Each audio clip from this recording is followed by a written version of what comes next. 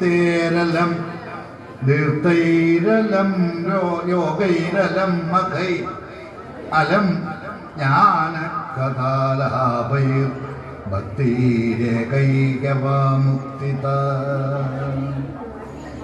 ഇത്തിദാരതനീർണിതം സ്വമാഹാത്മ്യം നിശമ്യ സർവാംഗപുഷ്ടി സംയുക്ത നാരദം വാക്യമബ്രവീത്.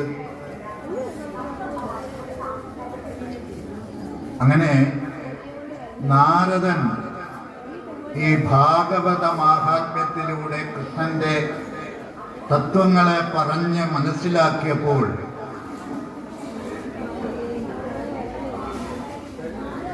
സകല അവയവങ്ങൾക്കും പുഷ്ടി നൽകിക്കൊണ്ട് ആ കേട്ടവരൊക്കെ ഭഗവത് ഭക്തിദാസന്മാരായി മാറി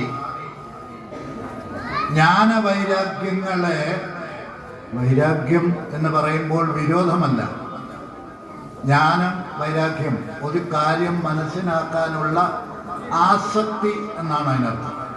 അങ്ങനെയുള്ള ജ്ഞാനവൈരാഗ്യങ്ങളെ അവരൊക്കെ സ്വായത്തമാക്കി എന്ന് ഈ ഭാഗവത മഹാത്മ്യത്തിൽ നാരദന്റെ വാക്കുകളെ ഉദ്ധരിച്ചുകൊണ്ട് പറയുന്നു.